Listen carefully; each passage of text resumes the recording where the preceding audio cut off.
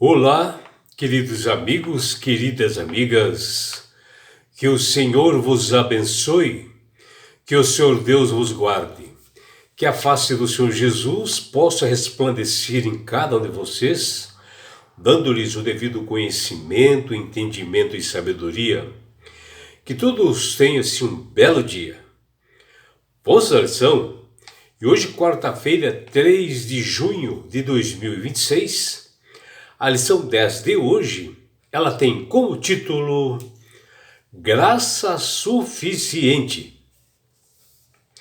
E esse título da lição de hoje, ela foi tirado do livro do apóstolo Paulo, de 2 Coríntios, capítulo 12, versículo 9, quando o apóstolo, em meio a aflições, sofrimentos, doenças, e tinha uma fraqueza, ele em oração, ele reclama para Deus que ele tinha um espinho na carne.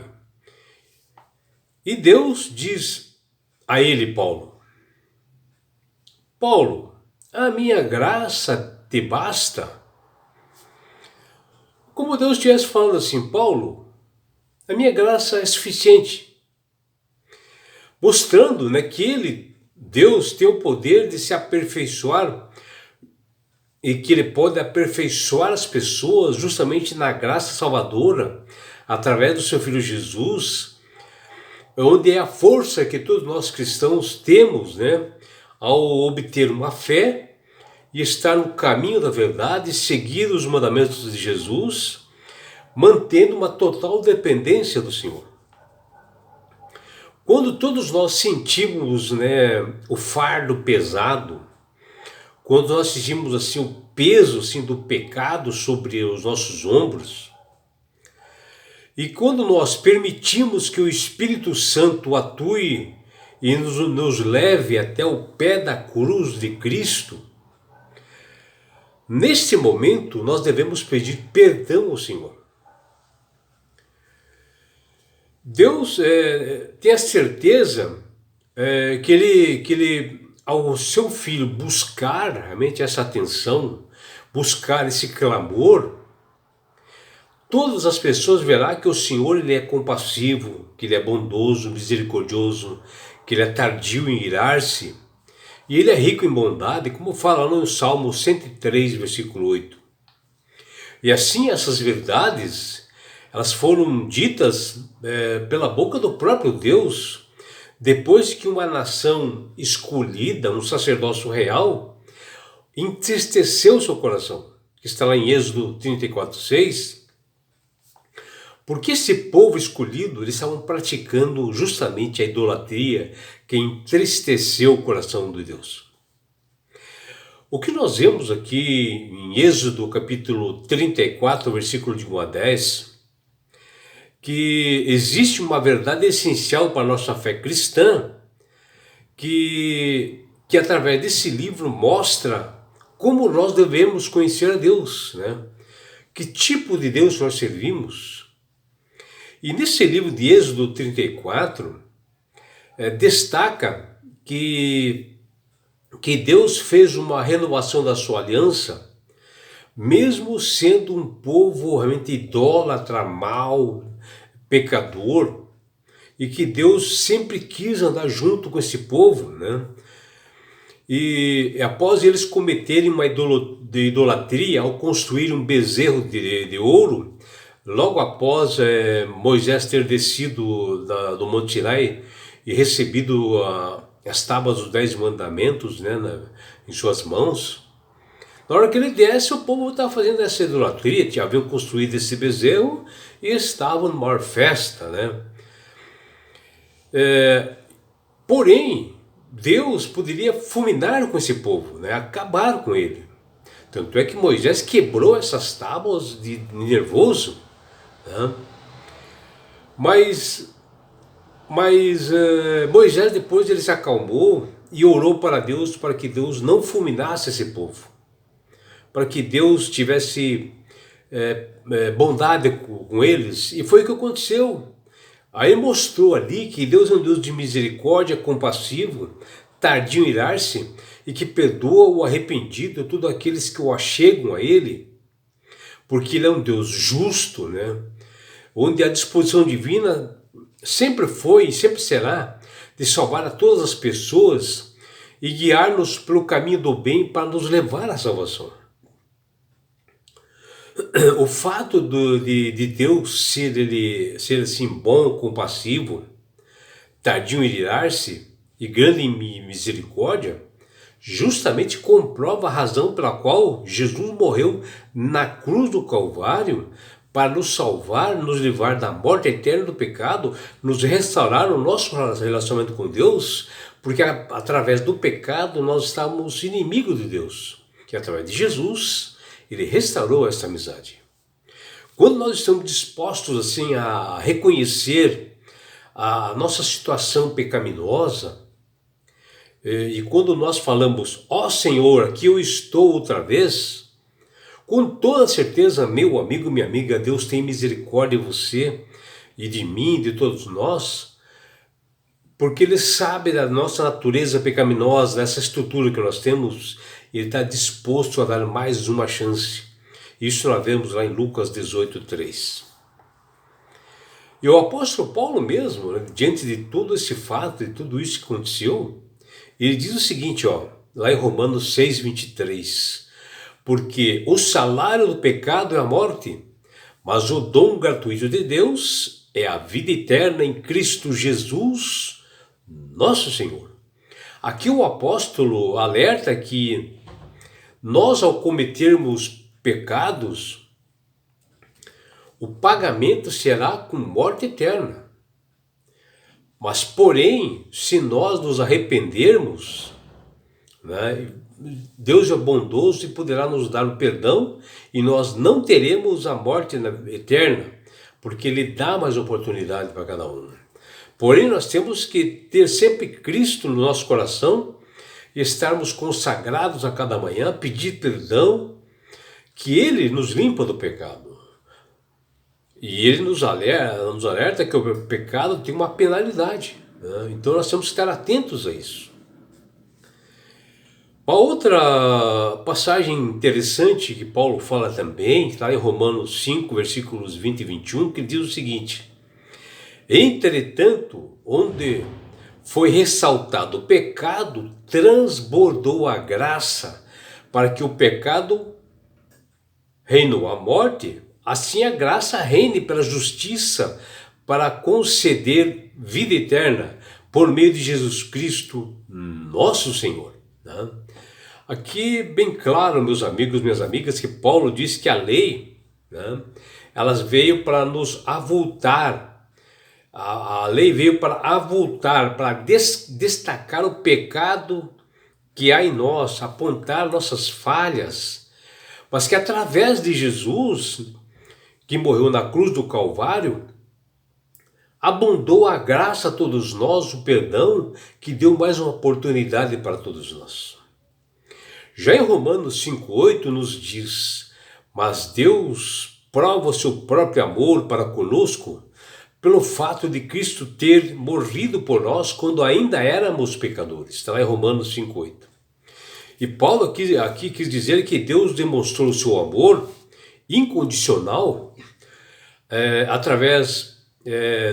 dando o seu único filho Jesus para morrer na cruz do Calvário, fazer sacrifício por nós na cruz, ainda quando nós éramos inimigos deles, Deus, né?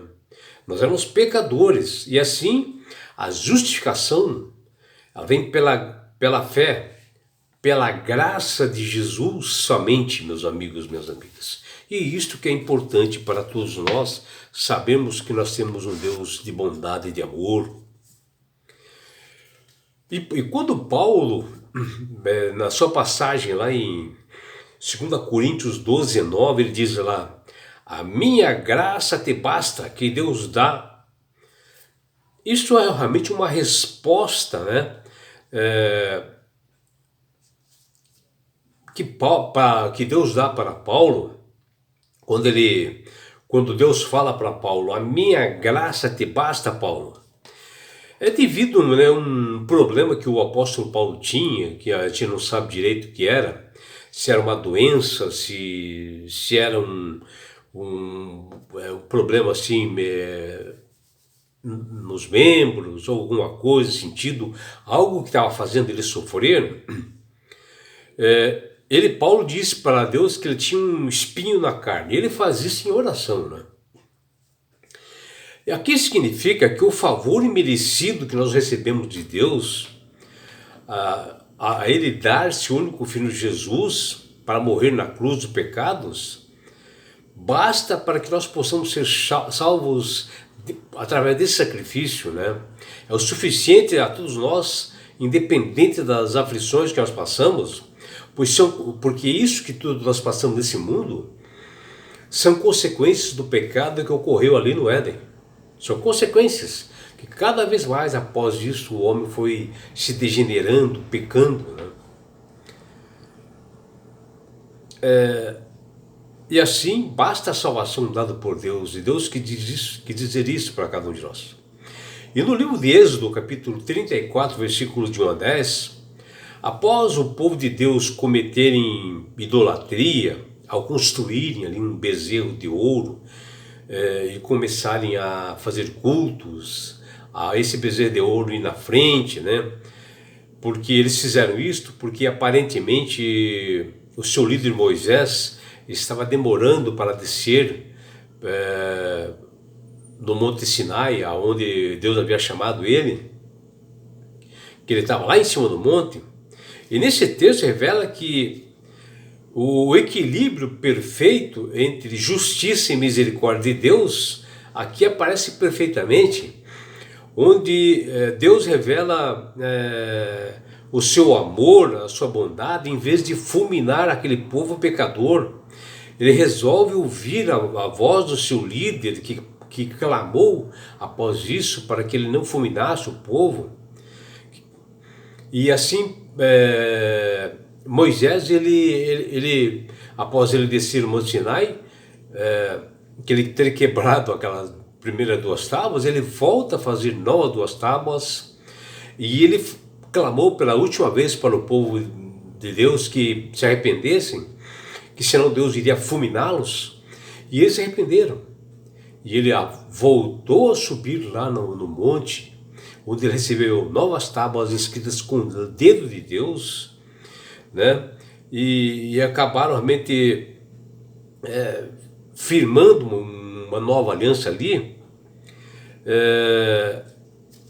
e Deus, através disso, teve a disposição de perdoar aquele povo, mostrando que nós temos um Deus criador do universo, que ele é paciente, que ele é compassivo, bondoso, e ele é tardio em irar-se, mostrando que a sua misericórdia é dura para sempre, e que ao mesmo tempo ele é um Deus justo, que ele renova a sua aliança com seus filhos a cada manhã.